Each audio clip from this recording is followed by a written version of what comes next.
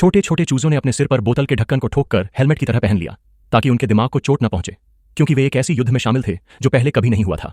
दोनों पक्षों के चूजे हाथों में खतरनाक हथियार लेकर आमने सामने खड़े थे, जैसे कि वे एक दूसरे को पूरी तरह खत्म कर देना चाहते हों। इस भयानक युद्ध की वजह थी एक छोटे से आंगन के बंटवारे को लेकर हुआ मतभेद। दोनों पक्षों के मुर्गे पहले अच्छे भाई हुआ करते थे, लेकिन बड़े भाई ने आंगन का थोड़ा हिस्सा ज्यादा लेने की चाह रखी, जिसका छोटे भाई ने खुलकर विरोध किया। इतना ही नहीं, छोटे भाई ने अपने सैनिक चूजों को उकसाया कि वे जमीन पर कब्जा करें। दोनों पक्षों की ताकत लगभग बराबर थी, इसलिए कोई निर्णायक जीत कभी नहीं हो पाई। युद्ध रोकने के लिए वह तुरंत उड़कर मुख्यालय पहुंचे और वहां आपातकालीन मीटिंग बुलाई गई, जिसमें यह चर्चा होने लगी कि आखिर कैसे इन दोनों मुर्गों को शांति के लिए मनाया जाए। लेकिन जब एक और मीटिंग चल रही थी, तब दूसरी ओर युद्ध भूमि पर तनाव चरम पर था। जैसे एक चिंगारी ही बाकी थी विस्फोट के लिए। एक छोटा चूजा दीवार पर चढ़कर दुश्मन की जासूसी करने लगा, लेकिन जैसे ही उसने सिर बाहर निकाला, वह मजाक में डराने की कोशिश करने लगा। उसका जवाब मिला।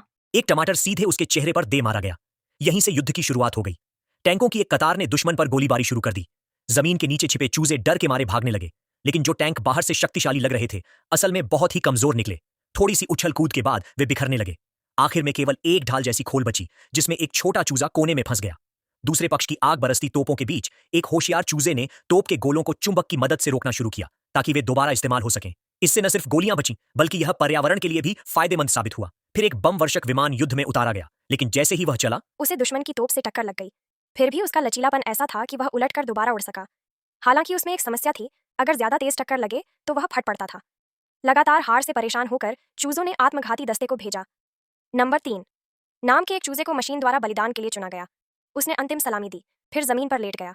साथ ही सैनिकों ने उसके पीठ पर बम बांध दिया, और जब अधिकारी ने उसमें आग लगाई तो वह बिना देर किए दुश्मन की ओर दौड़ पड़ा।